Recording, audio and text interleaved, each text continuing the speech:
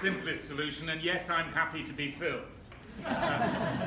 First of all, can I say thank you on behalf of Andrew and myself for inviting us to come here this evening, and much, much more importantly, a huge thank you to you in Bath for Europe for everything that you've done weekend after weekend to raise the profile of the pro-European case since that dark day in 2016 when we had the referendum result that we're all trying to work to reverse.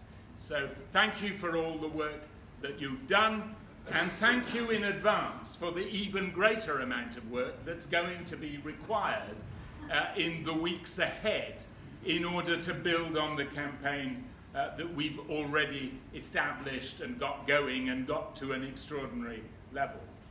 I want to say a little bit, if I may, about that campaign, about the European movement and our role within the development of the People's Vote campaign, but I don't want to spend too long on process. I want then to get into reflecting on where we are and how we take advantage of the political situation over the next few weeks to deliver the objective we all have, which is to secure this country's continued membership of the EU. I became chair of the European movement nearly 3 years ago now. I went out to dinner. It was one of those dinners that you will reflect on, I shall reflect on as the years go by. It was an easy invitation.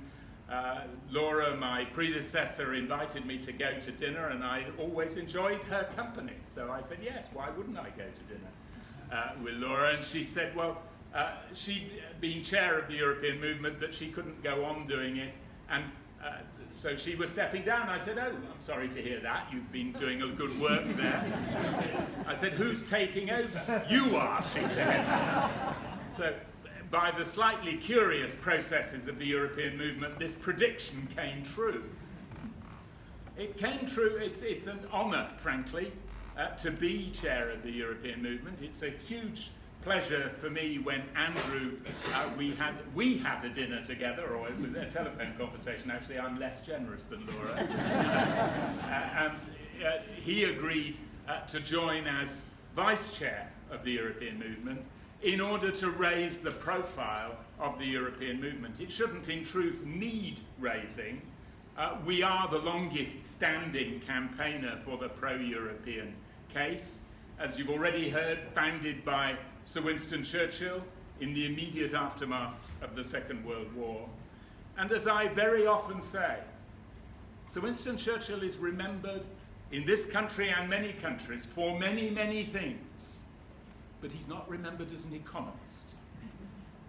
He didn't see the foundation of the European movement or the development of European integration as primarily an economic activity. Of course, economics plays a huge part, but I think it's hugely important as we think about the arguments we need to develop in the weeks ahead to recognize that our country's alignment with our partners elsewhere in Europe is about our freedom, it's about our security, it's about our prosperity, as well as, in addition to, our economic prospects.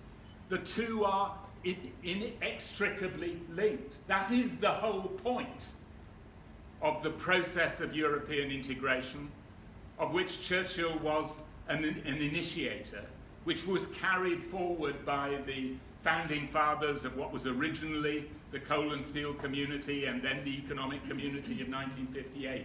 It was about creating a community of nations with a shared which recognized their shared economic interests and which learnt to trade together and work together in order to create a broader political understanding of their shared interests together. That's not something that's been added later by some group of malign federalists working in a darkened room in Brussels. That is Churchill's original insight. That is why the process of European integration was set in train. It was in order to learn the lessons of what had gone wrong in the first half of the 20th century.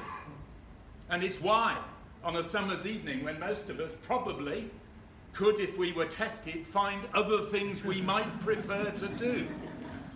This is not just about making a few bankers rich. This is about creating a community of nations in Europe that recognize that we have far more in common than divides us, and that it's only by recognizing those common interests that we deliver the true interests of this and successive generations of people who live in those European countries. This is not conceding sovereignty.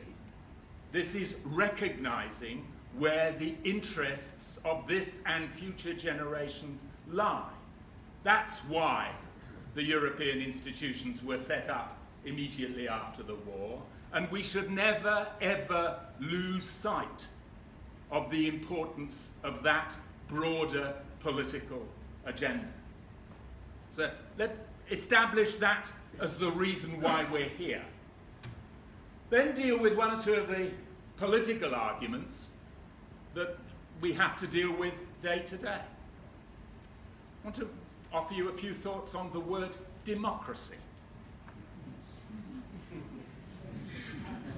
We are told, are we not, that the will of the people is that we should Brexit, and therefore it's undemocratic. For those of us that think that that is a profound mistake to express that point of view. I have never heard anything so undemocratic as the proposition that a decision made can never be challenged. Still less have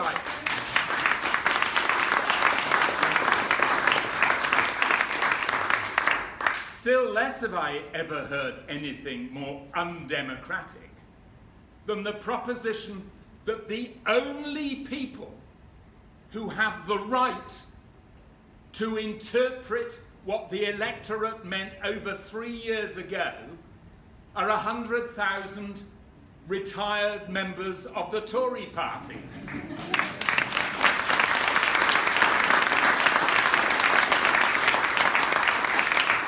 I speak, as you know, as somebody who did 36 years as a Conservative Member of Parliament, who left the Tory party because pretty obviously this is a red line for me. I was elected a Tory MP in 1979, but more significantly, I joined the Tory party in 1970, 49 years ago this year, when it was led by Ted Heath in the run-up to the 1970 general election, when whatever you thought about the rest of the Tory manifesto, and Andrew was too young to remember this, but there were various things in the rest of the Tory manifesto that you probably wouldn't put big ticks by.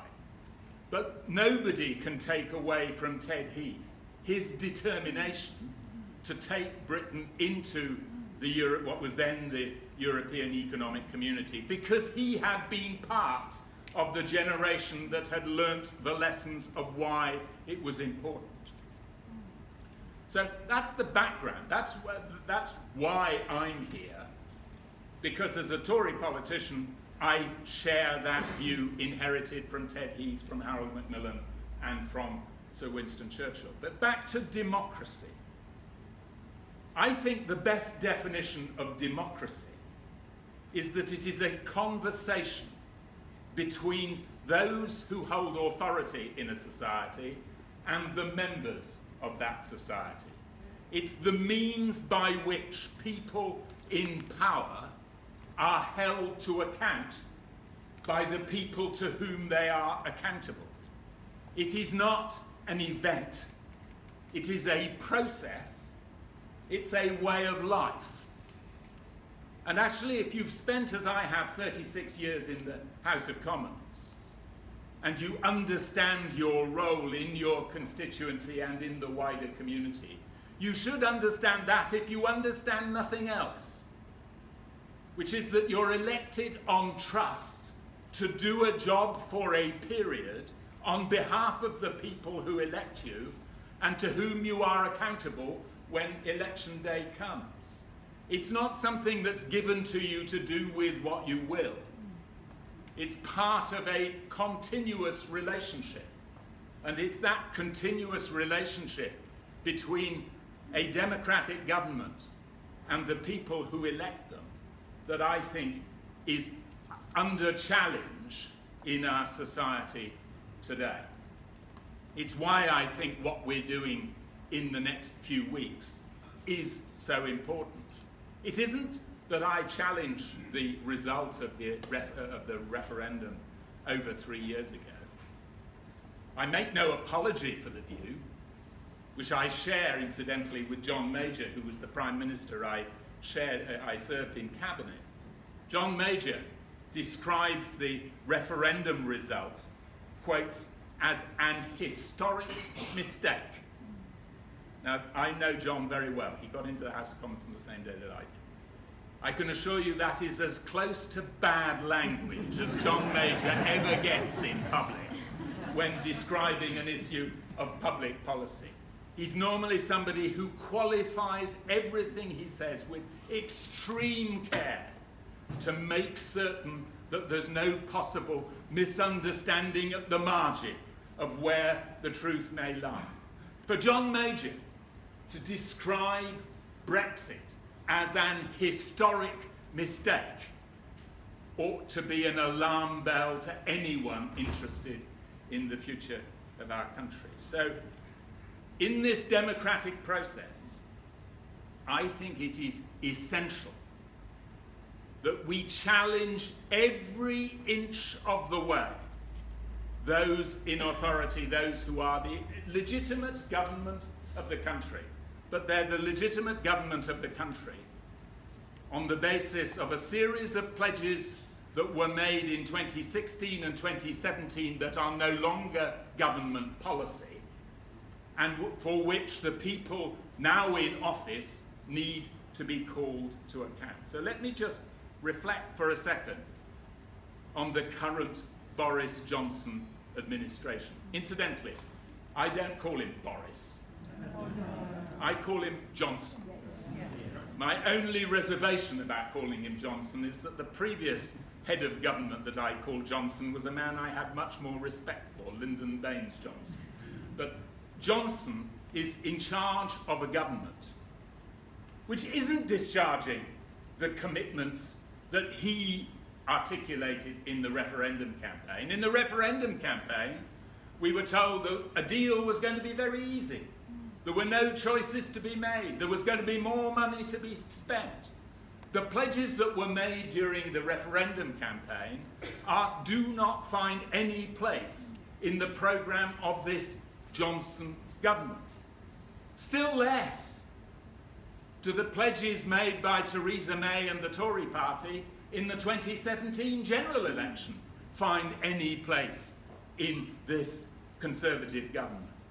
Even, we now understand that what Johnson himself said during the Tory leadership election doesn't find any place in this government programme.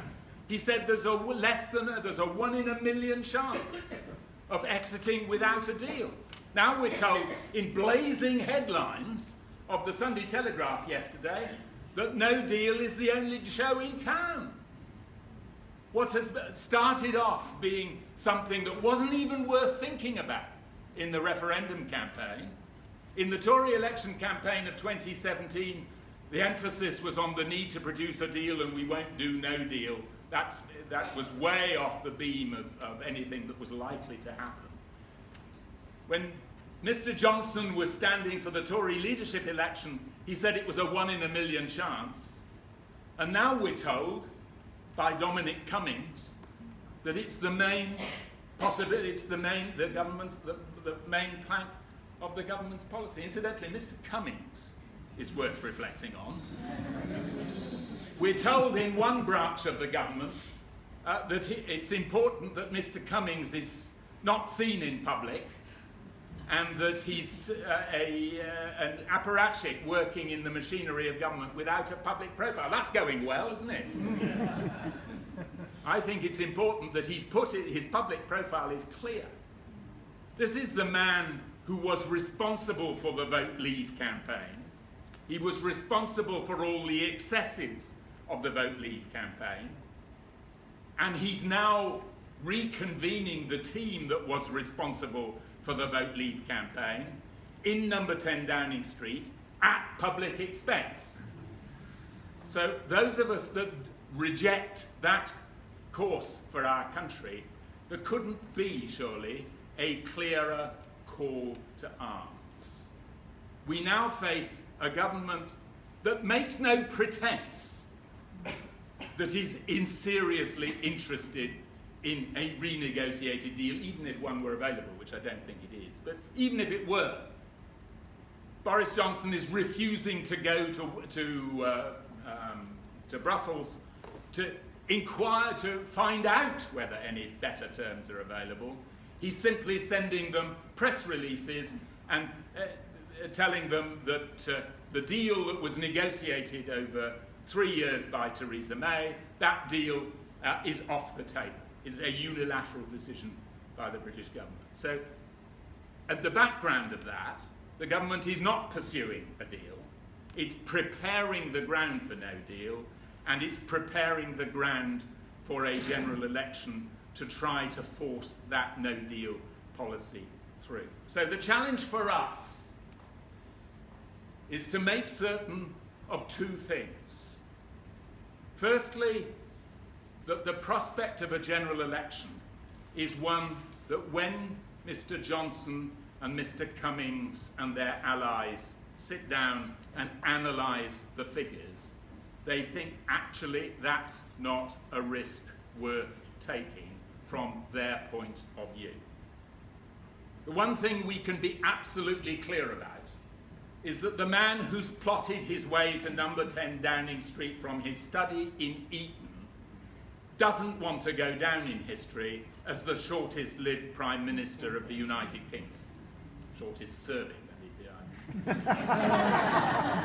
I wish him no personal ill will, not much anyway, not that much. He wishes to stay in office. He will not call a general election, or indeed allow a general election to happen if he can avoid it, if he thinks he isn't going to win. So our first challenge is to ensure that there is enough doubt in his mind to frighten him off that option. That's why you saw at the weekend the People's Vote campaign is organising specifically in the 30 seats held by the most friendly to the 30 Tories most friendly to our point of view, in order to encourage them to resist no deal on the floor of the House of Commons in September, when it will come, a vote will come, and ensure that those individual MPs have the prospect of electoral success in their constituencies in order to build the largest possible anti-no deal bridgehead in the House of Commons. We need to do it in this House of Commons, and we need to ensure as well that we're ready to project that bridgehead, to build on that bridgehead into the next House of Commons.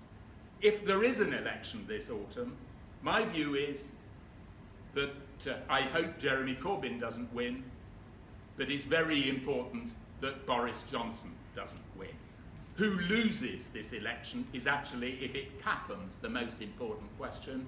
And in order to get to that point, we must first ensure that Tory MPs block no deal, and secondly, ensure that there is a threat to the Tory party in Tory marginal seats that mean that the election prospect is an unattractive prospect from the point of view of the Prime Minister. Those are let me conclude, because I don't want to take this. Andrew has sat very, very, very patiently. You're doing very well. I want to conclude by just reminding ourselves what is at stake here. I think I have no time at all for a government that has no legitimate mandate, a policy that is in direct contradiction both of what Boris Johnson said during his leadership election campaign and what Theresa May said during the general election campaign in 2017 and what the Leave campaign said in 2016. It is simply untrue to say that there is a democratic mandate for anything that is going on at the moment. That is not to say it's an illegitimate government.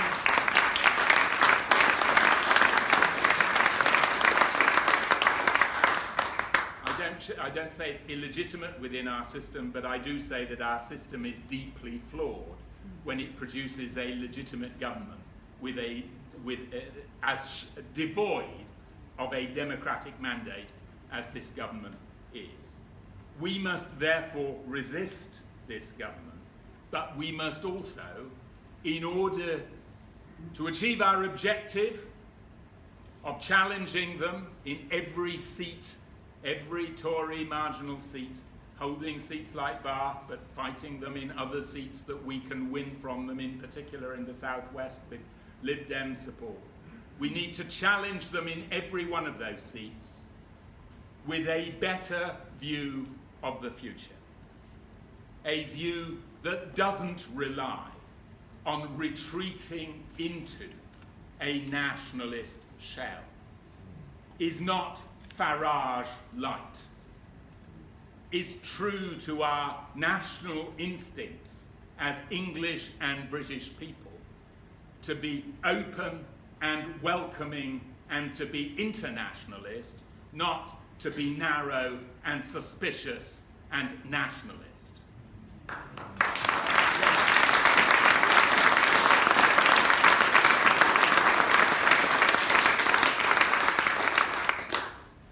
Angela Merkel is somebody who is not fluent in English. But if any of you have not seen the tape of her speech to the Harvard graduation ceremonies earlier this summer, you should go and you should Google it. Tear down the frontiers of suspicion, she said. And should we not reflect in 2019 on the historical irony that we in Britain, they in America, elsewhere in Europe, are now looking to the Chancellor of Germany as the most effective advocate of liberal values on the planet. How the screw of history turns.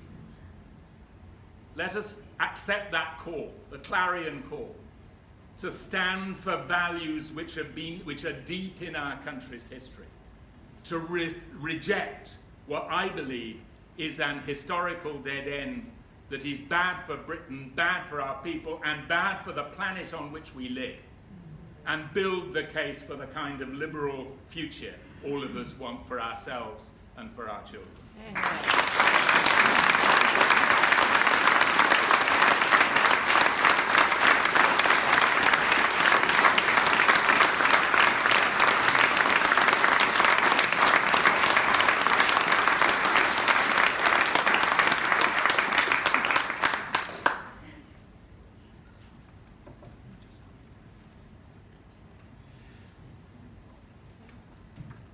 We'll follow that. That was an absolutely outstanding speech. And can I first of all say it's a huge privilege to be Vice Chair of the European Movement alongside Stephen Dorrell. Stephen and I have been in politics a long time, and one of the things I've always thought about politics and politicians, if you want the best for the country, is that there are things we disagree on, but for goodness sake, let's be honest and frank where we agree, because there's a huge area that those of us who are sensible, moderate, progressive, we agree on. And one of the things we most profoundly agree on is Europe.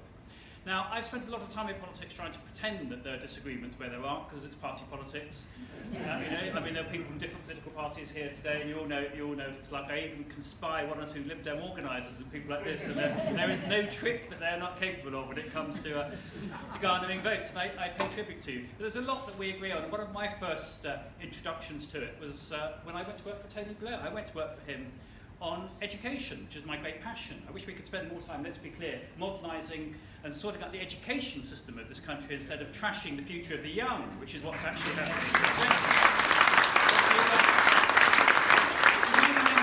Remember that Tony Blair famously said that his 3 priorities in government were going to be education, education and education. John Major, who Stephen served, was slightly stumped for that one, because how do you disagree with it? So what John said was he had the same 3 priorities, but not necessarily in the same order. Well, can I let you into a secret? Stephen's priorities, as he said to you, are Europe, Europe, Europe, and I have the same 3 priorities, but not necessarily in the same order. And that's what I stand for this evening. So it's great to be working with Stephen and the European movement. Can I also pay tribute to Bath for Europe? Can we give a big round of applause to Emma and all of the team that have organised this meeting?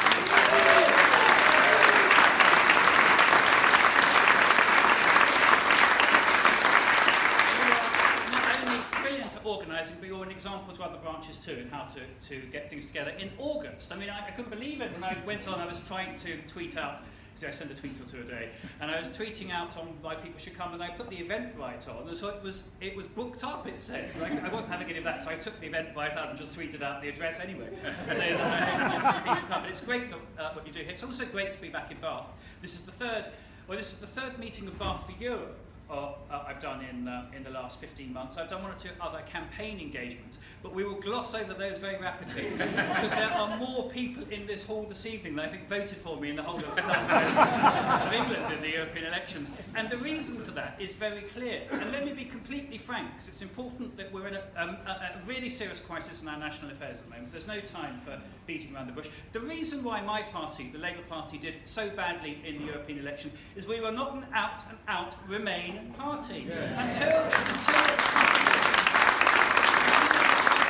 to give a straight answer to the question, are you in favour of Remain? Yes. Until that happens, we will not have the support that we need in the Labour Party. When we get to that position, and we're almost there, I mean, there are 1 or 2 clauses in some clauses that still need to be sorted in my good friend Jeremy's position, but once we get to there, then we can have this great Remain alliance, and it is that will beat Boris Johnson plus Nigel Farage. And the fact that we have got Johnson plus Farage, it sounds like a kind of firm of undertakers, doesn't it? The fact that we have got Johnson plus Farage is all the more reason why it needs to be Labour, Lib Dem, Green, Welsh Nationalists, the lot. We all need to be together. We cannot afford the narcissism of small differences when the whole future of our country and the future of our young people is at stake. And that's my message.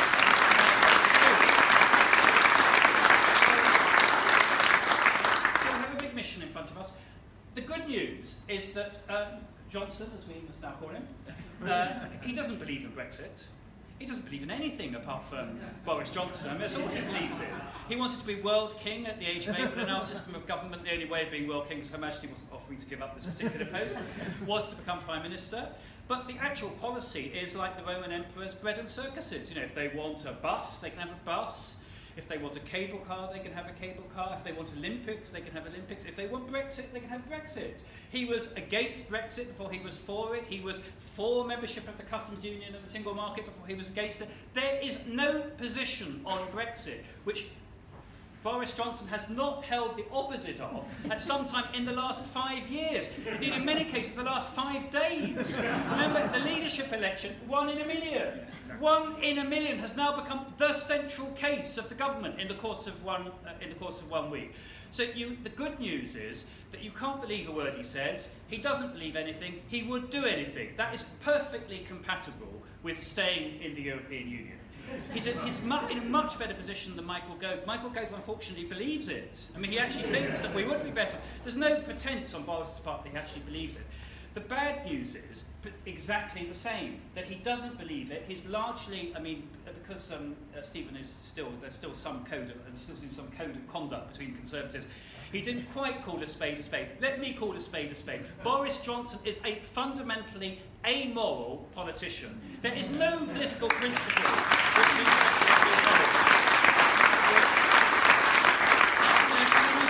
going into the jungle with people, and there are many people I've gone into politics with the jungle who I really believe in. You know, my good friend Charles Clarke once famously said, "You don't have to go into the jungle with Charles because they'll eat your lunch before you get into the jungle." But you wouldn't even want to cross the road with Boris Johnson because he'd leave you in the middle when you saw the truck coming and you'd be mown down. I mean, you simply cannot believe a word he says. And because he's amoral, this is the really dangerous thing, because he is amoral, I believe he would be prepared, if it was a calculation of narrow, short-term interest, he would be prepared to take us over the cliff of no-deal Brexit. Because after all, it's not him and his Etonians who are all going to be hurt by this. It's all of the other of the 67 million people in this country who will be hurt. And then he will think, because he makes it all up, you know, or you can bring it all together afterwards, you can put it all together, that somehow he'll be able to muddle through afterwards. So it's a very, very real crisis that we face. And the fact that Boris doesn't believe in anything is both our best hope for getting through it ultimately, but it could be an enormous short-term danger to us. And we all sense it, because as Stephen said, why are we all here on a Monday evening in August? It's because we do sense that there's one of these moments of great crisis. So, always in these situations, the people with the plan are the ones who win. Now, Cummings, he does have a plan. His plan, it's very clear what his plan is. You can just see what he's done over the last week. It is to be completely hardline and unyielding in public, hoping to create a new reality. There is no, at the moment, prospect of a renegotiation. We know that. I mean, this has been very clear. The EU is not going to agree to renegotiate the 39 billion, the Irish backstop, the need to guarantee all the rights of EU citizens. You go down the list of it, and that's not going to happen. So there's not going to be a renegotiation. No deal is at the moment incredible. It will be very. I mean, it might be that they're forced into it, but it's incredible at the moment. A referendum, which we would really like, they know that they would lose. By the way, why am I so sure that we would win a referendum if we get it? Because the young will mobilise the young in the next referendum. That is what will win us, the referendum. No one else, because one of the most difficult things in politics is to get, indeed in life actually, in my experience, is to get people to change their mind once they've expressed a clear view. I do not believe we're going to get masses of people who voted leave in the last referendum to change their mind. Some will, because the facts have changed, and what do you do? Do you change your mind? That will apply with some. Some people's jobs will have been affected by this, and that will have a sobering effect on them. If you work at Honda in Swindon, Nissan in Sunderland, Airbus in Bristol, lots of places near here, that might start concentrating on minds. But it's not those people who did positively vote for leave who are the people that we need to be bringing on side and mobilising next time. It's the people who didn't vote at all last time, which is a large part of the older population, but of course it's 100% of the population of 18, 19 and many 20-year-olds if the referendum comes this year. And as somebody pointed out to me recently, nobody born in this millennium voted in the 2016 referendum. There are going to be millions born in this millennium who will have a very, very strong view about what should happen in the next referendum, and they will vote overwhelmingly to stay. So I don't believe that Boris will do a referendum in any other context than being forced into it. By a process of elimination, that may leave him a general election, and I think it's looking increasingly likely, and you need to be prepared for it, that we will get into a general election. However, there are at the moment, let's be generous, 2, maybe 3 Conservative parties at the moment. I mean, one loses track, because when revolutions start and they devour their children and all that, you get into ever more splintering. There's the no deal bit, which is itself split. Remember the ERG, the Economic Ruin Group, as I like to dub it, led by your near neighbour here, my good friend Jacob Rees-Mogg. And by the way, Jacob Rees-Mogg, Jacob is the one who said that he was in favour of a dual referendum. Do you remember? I've debated this with him in public. He doesn't like talking about it now, but in fact it's on the record, it's in Hansard, so I read it out to him. He doesn't like that at all. He said the democratic thing to do, precisely because people could not know what they were voting for in the first referendum. They couldn't know. It's not a question of being stupid. There were no negotiations. People voted in 2016 on 4 words. Leave the European Union. There was nothing else behind it at all. There wasn't a plan, there wasn't a publication. You know, when we had the Scottish referendum, the Scottish government, whether you like independence or not, they published a 500-page white paper on how Scotland was going to look if it was independent. All we had in the 2016 referendum was these 4 words. So what did Jacob say when he was then trying to persuade David Cameron to go for the referendum in the first place? Because there was a lot of resistance, I mean, well-founded resistance actually. It was a huge error going for this referendum. When he was trying to persuade Cameron and Osborne to go for it, he said, the way you deal with the fact that people won't know what they're voting for and won't know whether they're getting the deal that they want is to have a dual referendum. A first referendum on opening negotiations, and then a second referendum on the outcome of those negotiations and whether you want it. This is, as Stephen said, democracy. It's not democratic to expect people to vote blind and then not have any further say whatsoever on what happens thereafter. Nobody would buy a house on that basis. You know, you turn up at the estate agent looking a bit like Boris Johnson, they mostly do in my experience, and they show you the blurb and they've got all the patter and, you know, they do all this and it's all great. But then you have the survey done and you discover you've got dry rot, you've got the neighbours from hell, the roof is falling in, none of this was there. And my friends who are estate agents, and I do have one who fulfills that category, they tell me about 1/3 of all house purchases fall in at that point when people see the survey and they know that in fact it doesn't meet what they saw first time out. That is the process that we're going through as a country. So where are we now? That is their plan. The Cummings plan is shock and awe, create massive sense of unstoppable momentum to create a new reality, and the new reality, it looks to me, as of now, because they are making it up as they go along, but looks to me for an election against, where they hope that Boris against Corbyn will be a player, and that election will strengthen their position, and on that basis, then, having come out as the lead party, they can then just force it through afterwards. Well, that's what they want. So, what should our plan be? Our plan should be very, very clear. It should be to mobilise, with all the strength that we have, to mobilise parliamentary opinion to block that off.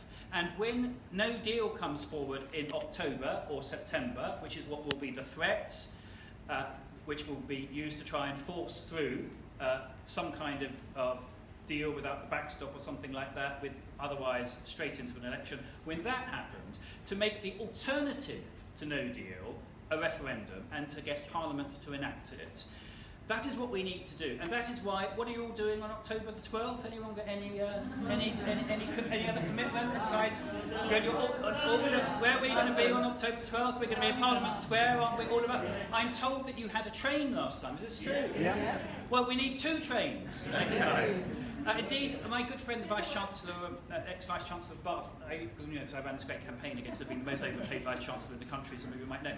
I said as a joke afterwards, you had her own personal train. People thought this was serious. But you have now got her train. You've got it, and you've been taking thousands of people to London. We need all of that. We need our own shock and awe in October. And what should it be for?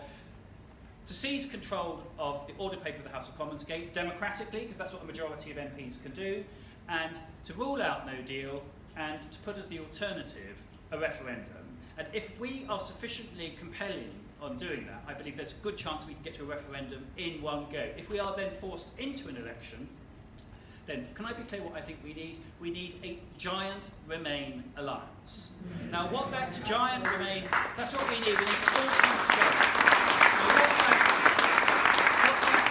What that giant Remain alliance how it should work in practice, we need to discuss openly. You know, as I say to my friends in the Labour Party, remember, the Labour Party was only got into the House of Commons. It only got into the House of Commons in 1906 because of an electoral pact with the Liberal Party. It was the Gladstone-MacDonald Pact between the great William Ewart Gladstone's son and Ramsay MacDonald, the first Labour Prime Minister. It was a pact that they had whereby in a number of, I think it was about 50 or 60 seats, the Liberals stood down to allow Labour candidates to come forward. It was because of that that the first generation of Labour MPs came into the House of Commons, and indeed 15 years later there was the first Labour government. So there's lots of precedents for it. I pay tribute to the fact that the other parties did come together as they did in Brecon and Radnor. Let's be clear, Brecon and Radnor probably wouldn't have won otherwise. You know, you've got Cleverly, by the way, James Cleverly is the only person more inappropriately named in politics than myself.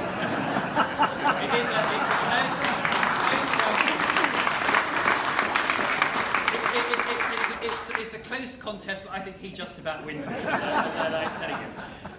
But the third place, by the way, is a train. It's called the Transpennine Express, which, as you know, does go Transpennine. That bit is true, but the Express is a very great misnomer. But did you hear him say over the weekend that this was, what did he say, a sordid backroom deal, he said?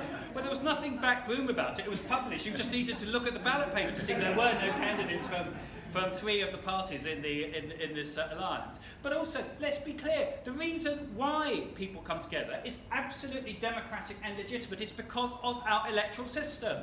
I myself don't support first past the post, but if you've got first past the post and winner takes all, it is absolutely right that the political parties should adjust their behaviour to represent their voters as strongly as possible within the context of first past the post.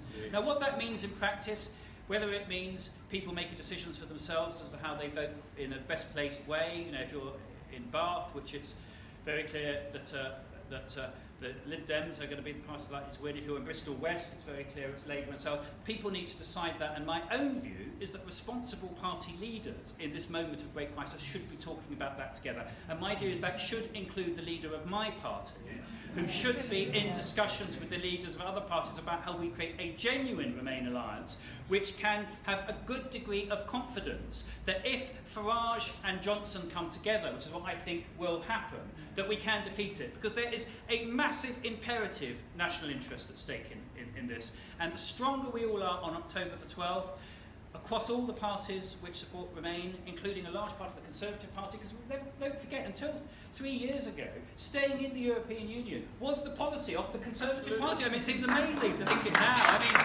you know, has there ever been a more complete reversal in history since, you know, the Duke of York marched them all up and then marched them all back down again? I mean, it's ludicrous what's actually happening to claim that what was the truth is now a pack of lies and vice versa. So we need to do that. And when all that happens, and we're all there on the 12th of October, and we do get the referendum either in one go or in two goes, because we have to have the election first, and we all come together across the Remain community, we should have complete confidence that we can win. And not just because the movements in demographically and in public opinion are clearly in our direction, though that's true. Not just because people are genuinely fearful about the breakup of the United Kingdom as a result of Brexit, though that's true. Did you see the poll today showing that there's now a majority in Scotland in favour of independence? Well, I mean, that is called, I think, the Boris bounce, isn't it? The Boris bounce into independence in Scotland. It took 1 week to get there. And the situation, let's be clear, in Northern Ireland is much, much more serious than that. We're not then just talking about a political relationship, we're talking about people's lives potentially being at stake if we get that wrong. So it's not just, though it's hugely important, because of the strength of the United Kingdom as well, it's also because we are passionate believers in the European cause. And let's be clear, we've had far too much hedging around over this European issue in the last 30 years. It's, you know, a bit like Heathcliff in the attic. You don't actually come out and openly say that you're pro-European and you support Europe and it's a good thing. Well, can I just be completely open about this? Europe is good. It is the best thing that has happened in the last 2 generations to this continent, the formation of the European Union. We should want more of it, not less of it. We should want it to be stronger, not weaker. We should want Britain to be in it and at the heart of it. We should recognise it for what it is, which is the best, indeed in many ways the only peace project in the history of our continent. We should be proud, open, strong, compelling in making that case. And if we do so, and if we do not flinch, and if we don't kowtow to the latest Johnson-Cummings edict coming out of this new number 10, if we don't do all those things, and if we carry on mobilising in the way we are this evening, I believe we will not only win, but we will bequeath to the next generation a country which is more profoundly pro-European and at the centre of Europe, because we have laid this ghost to rest, than at any time in our history. And that takes us straight back to where the European movement was founded, alongside the Council of Europe by Winston Churchill in the late 1940s. And it all began with his great speech in Zurich in 1946, when he reflected on what had been basically a century of civil war inside Europe, going back to the Franco-Prussian War, the First World War, the Second World War, an absolutely horrific chapter of European history, a dark age, greater than any that there had been, even greater in terms of loss of life than the 30 Years' War. The most appalling, the highest point in terms of numbers of slaves that have ever been in Europe, ever in the history of our continent, was 1943, when large parts of Europe were enslaved by the Nazi tyranny, including extermination camps and wholesale programs of slaughter. And of course it wasn't much better in the Russian parts of Europe after 1945 either. So what did Churchill do in 45? He saved Europe and set the path on to what we now think of as the European Union, but he made two great speeches in 1946. The one which is most celebrated was at Fulton, Missouri, where he talked of an iron curtain that was descending across Europe, of freedom on the western side and a new form of tyranny on the eastern side. He was completely correct about that. One of the best things that's happened in Europe, of course, was the coming down of that Iron Curtain, the Berlin Wall in 1989, and the extension of freedom across the whole of the European continent. But the other big speech he made was in Zurich in 1946, where he called for reflecting on the century of bloodshed, the need for Franco-German rapprochement and building European institutions that were based on jaw, not on war. He said that we needed to create a kind of United States of Europe. A kind of United States of Europe. And that is what we have been creating for the last 70 years. It is exactly what he called on Europe to get its act together to do. It's why he became the first chairman of the Council of Europe. But crucially, he didn't say they, the Continentals, should form a kind of United States of Europe. He said we should form a kind of United States of Europe. We, including we in Britain. That is what we have been doing for the last 45 years. It has been supremely successful. It has produced more prosperity, more peace, more freedom than at any point in the history of this continent. It's not good enough. We need to do a lot more. We need to govern this country a great deal better. And by the way, most of the things that are wrong in this country are not the fault of Brussels, they're the fault of Westminster. And the failure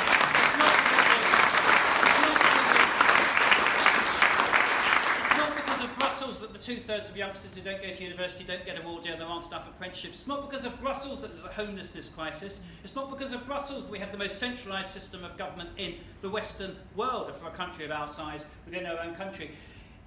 This is all our fault, and we can put it right ourselves. And the part of the reason why all this Brexit thing is going is a lot of diversionary strategy from people who actually want to blame on Brussels, things that are actually our responsibility here. So all of those things are true. But it comes back again and again to the central purpose of the European project from the beginning, which is the propagation of peace, security, and prosperity. And if I can just finish as I like doing, because it goes so to the heart of things. It also gives me a chance to do a plug for a big book, which I'm signing off on all of the proceeds of this book, like the proceeds you gave earlier for joining the European movement. And those of you who haven't, the lists are still going around. They all go to great European causes. The original founding document of the European cause, as we now think it, as an institution leading to what's now the European Union, was the European Coal and Steel Community of 1950, which directly flowed from Churchill's Zurich speech and the foundation of the Council of Europe 2 years later. Also faced, let's be clear, with the Soviet and communist threat coming from the East. All of these crystallised in the formation of the European Coal and Steel Community of 1950, which then became the Treaty of Rome, the Common Market, the Single Market, the big expansion of the European Union to the East after the fall of the Berlin Wall, the Euro and the European Union that we have today. This phenomenal success story. But the striking thing is not just as Stephen said that Churchill himself didn't do much economics. But the striking thing is if you suddenly let there be sound. Suddenly something has come alight. Appropriately for the end of my remarks, so that they can hear your questions afterwards. The striking thing about the Treaty of Paris, which in many ways is the Magna Carta of the European Union, it's the first founding document which founded the European Coal and Steel Community, is if you read the opening sections of it, which set out its purposes, they don't mention iron and coal and steel at all, none of them. They barely mention economics. What they talk about is peace, freedom, prosperity and civilization. And I just want to read to you the opening paragraphs of the Treaty of Paris, because this is what I think this whole European Union is about and why it's so vitally important that we win this battle of our generations. This is the opening words of the Treaty of Paris. The President of the Federal Republic of Germany, the Prince Royal of Belgium, the President of the French Republic, the President of the Italian Republic, the Grand Duchess of Luxembourg, the Queen of the Netherlands. Considering that world peace can be safeguarded only by creative efforts commensurate with the dangers that threaten it. Convinced that the contribution which an organised and vital Europe can make to civilization is indispensable to the maintenance of peaceful relations.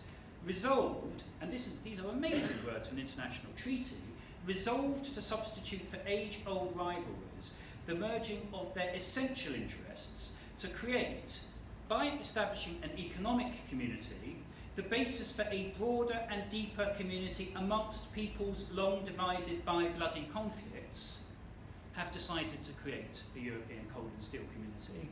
That's the reason why we're all embarked for Europe. That's the reason why we want Britain to stay in Europe, and that's the reason why we won't stop until we've won this second referendum. Thank you very much.